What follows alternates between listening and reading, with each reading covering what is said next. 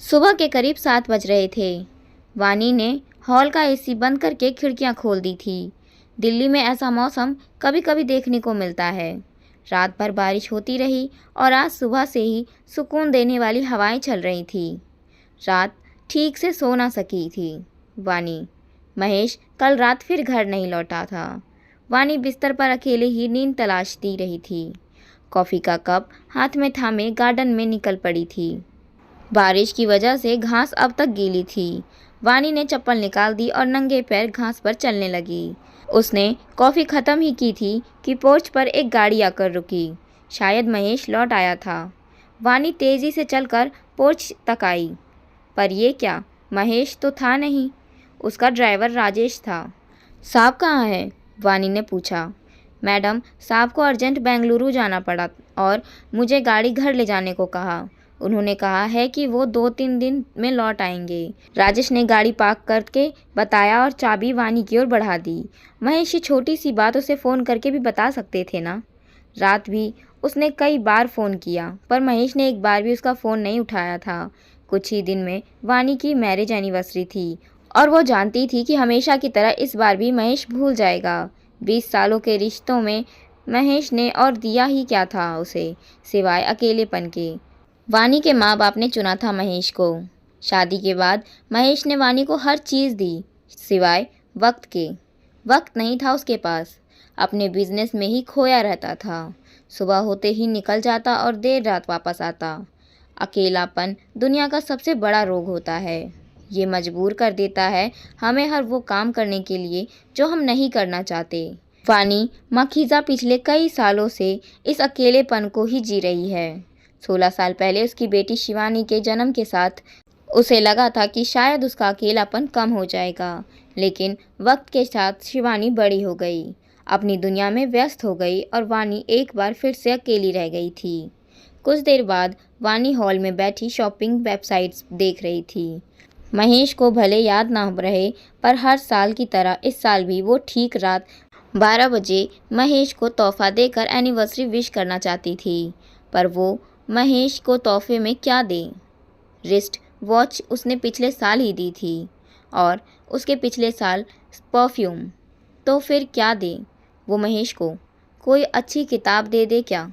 किताबें पढ़ने का शौक़ है उसे। हाँ, किताब सही रहेगी। सोचते ही वानी पहुंच गई थी किताबों के सेक्शन में और घंटों की मशक्क़त के बाद एक किताब पसंद की थी। लेखक का नाम देखते ही कुछ बीट्स धड़कना भूल गया था वानी का दिल। शिव माथुर। हाँ, यही नाम तो लिखा था, पर क्या ये वही शिव था? वानी का शिव, उसका पहला प्यार। वानी बार बार उस नाम को देखती रही, सोचती रही कि कहीं उसकी नज़रें धोखा तो नहीं खा रही। पर ये उसकी नज़रों का धोखा नहीं था। पहचान ली थी वानी ने किताब के आखिरी में छपी उसकी तस्वीर और लौट गई थी अतीत में, जब वो और शिव साथ थे। वानी ने शिव को पहली बार कॉलेज फेस्ट में सुना था। कितनी खूबसूरत कविताएं लिखता था वो। गेहुआ रंग, 6 फीट लंबा कद और गहरी काली उसकी आंखें, जो सारे शो के दौरान वानी पर ही टिकी हुई थी। अगले दिन वानी पहुंच गई थी कैंटीन में शिव को ढूंढते हुए। सामना होते ही हथेली आगे कर दी थी उसके और कहा था ऑटोग्राफ। शर्म से झपते हुए शिव ने जवाब दिया, मेरा ऑटोग्राफ? मैं कोई सेलिब्रिटी थोड़ी हूँ। पर बहुत ही जल्दी बनने वाले हो। चलो अब जल्दी साइन करो। वानी ने हथेली लहराते हुए जवाब दिया था। उसकी हथेली थाम शिव ने लिख दिया था अपना नाम। ये पहली मुलाकात जल्दी रोज़ाना होने लगी। कुछ ही दिनों में प्यार करने लगे थे दोनों। वानी का ध्यान डोरबेल की आवाज़ से टूटा था। उसकी बेटी शिवानी स्कूल से वापस आ गई थी। रात बारिश फिर दिल्ली को भिगोती रही, धोती रही पेड़ पत्तियों और दिलों में जमी धुंध को। महेश अब तक नहीं लौटा था। वानी ने एक कप कॉफ़ी बनाई और बालकनी में निकल आई। आज सुबह से ही जब से उसने शिव की किताब देखी थी, उसका मन कुछ परेशान सा था। बालकनी में आते ही उसने कॉफ़ी एक तरफ रखी और खोजने लगी थी शिव को फेसबुक पर। जल्द ही शिव का फेसबुक अकाउंट उसके सामने आ गया। इतने सालों बाद शिव को देखना सुकून भरा था। शिव की तस्वीरों को निहारते हुए वानी एक बार फिर पहुंच गई थी उस दिन में जब वो शिव से आखिरी बार मिली थी। कॉलेज के आखिरी दिन थे। प्लेसमेंट के लिए कंपनीज कॉलेज आने वाली थी। वानी के हाथ में 2 फॉर्म थे। उसने एक फॉर्म शिव के सामने रख दिया था, जिसमें देखकर शिव ने पूछा था, क्या है ये? अरे बाबा, परसों के इंटरव्यू का फॉर्म है, वानी ने बताया था। शिव ने उसकी बात पर खास ध्यान नहीं दिया और फॉर्म साइड में करके कहा था, वानी, मैं इस इंटरव्यू में नहीं आ पाऊँगा। तुम तो जानती हो ये जॉब वॉब मेरे लिए नहीं है। मैं अपनी कहानियों में खुश हूँ। कहानियों में खुश हूँ? और ज़िंदगी? उसके लिए क्या करने वाले हो? पता नहीं, पर जॉब तो बिल्कुल नहीं। मैं अपनी किताब लिखूँगा। ओह, तो मैं क्या समझूँ? मैं अगले पाउलो कोएल्हो से बात कर रही हूँ। वानी के लहजे में तंज था। तुम मेरा मजाक बना रही हो वानी? नहीं शिव, तुम्हारा मजाक मैं नहीं, तुम खुद बना रहे हो। और चलो, एक बार को मैं तुम्हारी बात मान भी लूँ, लेकिन पापा इस बात को कभी नहीं समझेंगे। प्लीज़ ऐसा मत करो। कितनी कोशिश की थी वानी ने शिव को मनाने की, मगर वो अड़ा रहा अपनी ज़िद पर। 2 दिन बाद सब इंटरव्यू में शामिल हुए, पर शिव नहीं। वानी के अंदर गुस्सा था। कितनी अच्छी जॉब मिल सकती थी शिव को, पर उसे तो लेखक बनना था। ठीक है, जब उसे शौक ही है धक्के खाने का तो खाता रहे। उस दिन के बाद वानी ने शिव से कोई कांटेक्ट नहीं किया। कुछ दिनों बाद घर पर वानी की शादी की बात चलने लगी थी। शहर के बड़े बिजनेसमैन से तय किया जा चुका था उसका रिश्ता। जल्द ही शादी करके दिल्ली आ गई थी वो। शिव के ख्यालों में खोए हुए वानी कब बालकनी से उठकर बेड तक आ गई और फिर सो गई, उसे पता ही नहीं चला था। सुबह हमेशा एक नई उम्मीद लेकर आती है, कुछ नया पा सकने की उम्मीद। वानी आज सुबह से खुश सी थी। सोशल मीडिया में ही सही, पर उसने फिर से पा लिया था शिव को। देख डाली थी अब उसने अपने शिव की पूरी फेसबुक प्रोफाइल। एक मशहूर लेखक बन चुका है वो, 5 बेस्ट सेलर किताबों का लेखक। उम्मीद का बीज एक बार फिर से पलने लगा था वानी के दिल में, शिव से दोबारा जुड़ सकने की उम्मीद। पर यह भी सच था कि उसमें नहीं थी हिम्मत अपने नाम से शिव से कांटेक्ट करने की। तो क्या हुआ? ऐसा कहीं लिखा नहीं है कि वो अपने नाम से ही शिव से कांटेक्ट करे। वो किसी दूसरे नाम से भी उससे बात कर सकती है। उसे बस शिव की खैरियत ही तो जाननी थी। वानी ने जल्दी एक नई आईडी बना ली, एक नए नाम के साथ, यादें रेशम सी नाम से, और भेज दिया शिव को हाय का मैसेज। रात खाने के बाद रोज़ की तरह वानी एक कप कॉफ़ी के साथ बालकनी में थी जब किसी का मैसेज आया था। वानी ने मैसेज देखा और देखते ही उछल पड़ी थी। शिव का मैसेज था। उसने सिर्फ इतना ही लिखा था, हेलो। कॉफ़ी छोड़ वानी ने तुरंत टाइप करना शुरू किया, हाय, वैसे आप शिव ही हो ना? क्या है, आपको तो दिन भर में कई मैसेज आते होंगे, तो क्या आप सबको जवाब देते हो? इस बार जवाब जल्दी आया था। लिखा था, हाँ, शिव ही हूँ और कोशिश यही रहती है कि सबको जवाब दे सकूँ। ओके, वैसे क्या आप अभी चांद देख सकते हैं? वानी ने पूछा। हाँ, खिड़की से दिख तो रहा है। वैसे चांद क्यों? कुछ खास है? शिव ने कहा। नहीं, खास नहीं है, बस मुझे आदत है रोज़ रात डिनर के बाद कॉफ़ी पीते हुए चांद देखने की, तो सोचा आपसे भी पूछ लूँ। आप लेखकों को तो प्रेरणा होता है ना चांद? हाँ हाँ, कई लोग ऐसा कहते हैं। कुछ और भी सवाल किए थे वानी ने उस रात, जिसके जवाब शिव ने दिए थे। अब वानी का मन खुश रहने लगा था। वो सुबह ही शिव को मैसेज कर देती और दिन जवाब के इंतज़ार में गुजर जाता। देर से ही सही, पर शिव के जवाब आते। इंतज़ार इतना खूबसूरत हो सकता है, वानी को आज पता चला था। जून का महीना था। शिव को मैसेज करते वानी को महीने भर से ज़्यादा बीत गए थे। खुद को अकेला पाते ही वानी ने खोल ली थी शिव की फेसबुक प्रोफाइल। शिव ने अपने बुक लॉन्च का प्लान डाला था। 13 जून भोपाल, 12 जून दिल्ली। 12 जून तो आज है, यानी कि शिव दिल्ली में है। उसने एक नज़र घड़ी पर डाली दोपहर के 12 बजने को थे। बुक लॉन्च का समय 2 बजे का था। वानी को जल्दी ही कोई फैसला करना था। आनन फानन में उसने साड़ी बदली और 2 बजने से पहले बुक स्टोर के बाहर थी। शिव को देखने का इससे बेहतर मौका उसे शायद ही मिलने वाला था, लेकिन ये क्या, लाख कोशिशों के बावजूद भी नहीं कर पा रही थी वो हिम्मत शिव का सामना करने की। क्या कहेगी उससे? जल्द ही हार मान ली थी उसने और बगल में के कॉफ़ी शॉप में आकर बैठ गई थी।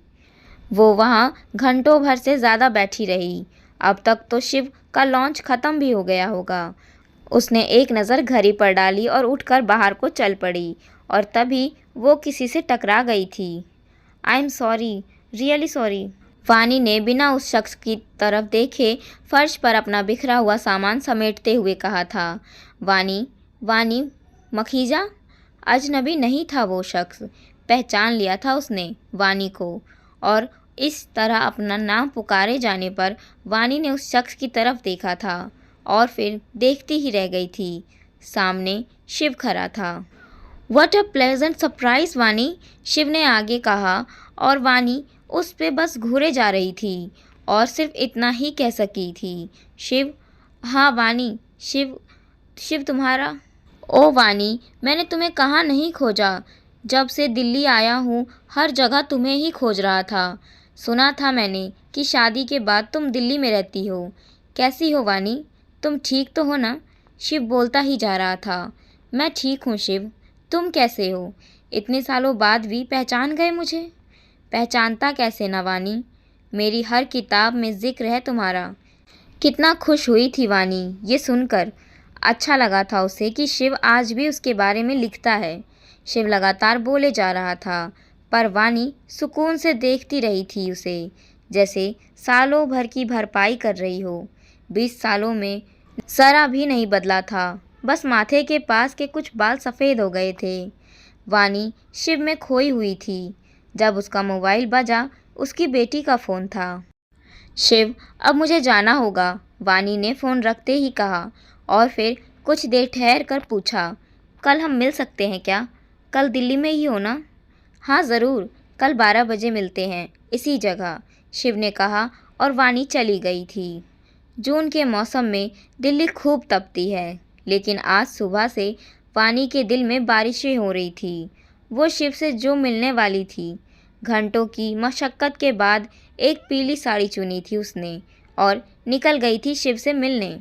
उसे देखते ही खड़ा हो गया था शिव और कहा था, पीली साड़ी में बहुत खूबसूरत लग रही हो। तो आखिरकार उसने नोटिस कर ही लिया। जल्द दोनों बातों में खो गए थे। शिव अपने किस्से बता रहा था, जिन्हें सुनकर वानी खिलखिलाकर हंस रही थी। 2 घंटे से ज़्यादा बीत गए थे। जब शिव ने वानी को बोलने से रोका था, शिव के टोकते ही उदासी की एक लकीर वानी के माथे से होते हुए उसके पूरे चेहरे पर फैल गई थी। कहते हैं, स्त्री मन आने वाले हर खतरे को पहले भांप लेता है। यहाँ भी वही हुआ था। वानी ने जान लिया था कि शिव का इस तरह से उसे टोके जाने का कारण, और फिर शिव ने कह दिया था, 5 बजे फ़्लाइट है मेरी, अब मुझे जाना होगा। वानी ने बिना कोई जवाब दिए सिर नीचे झुका लिया था। शिव अपनी जगह पर जाने को खड़ा हो गया। वानी का दिल तेज़ी से धड़क रहा था। शिव आगे कुछ कहता, इससे पहले ही वानी ने कहा था, शिव, तुम्हारे जाने से पहले मैं एक आखिरी बात तुमसे कहना चाहती हूँ। जानते हो, कल मैं अनजाने में इस कॉफ़ी शॉप में आई थी, बल्कि मैं जानती थी कि तुम दिल्ली में हो और यहाँ जानबूझ कर आई थी ताकि तुम्हें देख सकूं, पर फिर तुम्हारा सामना करने की हिम्मत ना जुटा सकी। मुझे लगा था शायद तुम मुझे भूल चुके होगे। ऐसा नहीं है वानी, तुम भी तो मुझे नहीं भूली हो, आज भी मैसेज करती हो। हाँ, वो अलग बात है कि किसी और नाम से। मैं जानता हूँ वानी, वो यादें रेशम सी तुम ही हो। पहले दिन से जानता हूँ। तुम्हारे सिवा और कौन डिनर के बाद चांद देखते हुए कॉफ़ी पीता है? तुमने फ़ोटो में चेहरा ज़रूर छुपा लिया था, लेकिन तुम्हारी गर्दन पर बने वो 3 स्टार मैं आज भी पहचान सकता हूँ। ज़िंदगी हमें चाहे जिस मोड़ पर ले जाए, पर हम हमेशा दोस्त रहेंगे। कहकर शिव ने अपनी उंगलियां वानी की उंगलियों से फंसा ली थी। वानी कुछ देर खामोश रही और फिर उठकर शिव के गले लग गई। उसने देर तक शिव को बाहों में लगाए रखा। वानी से अलग होते ही शिव निकल गया था एयरपोर्ट के लिए। आहिस्ता आहिस्ता जिंदगी बीतती रही। शिव और वानी दोबारा कभी मिल न सके। उनका प्यार कभी भी फेसबुक से निकलकर व्हाट्सएप या मोबाइल नंबर तक नहीं पहुंचा। महेश अपने बिजनेस में अब और भी ज़्यादा व्यस्त रहने लगा है। वानी की बेटी एक बड़ी क्रिमिनल लॉयर बन चुकी है। वानी आज भी शिव को फेसबुक पर मैसेज करती है और फिर सारा दिन जवाब के इंतज़ार में निकाल देती है। वो शिव की लिखी हर किताब सबसे पहले पढ़ती है। उसके सारे इंटरव्यू रिवाइंड कर कर के देखती है। डिनर के बाद चांद देखना वो आज भी नहीं भूलती। कुछ गुनाहों की सुनवाई दुनिया की किसी अदालत में नहीं होती। उनकी सज़ा उम्र देकर भी चुकाई नहीं जा सकती। शिव और वानी दोनों खामोशी से अपनी अपनी सज़ा काट रहे हैं।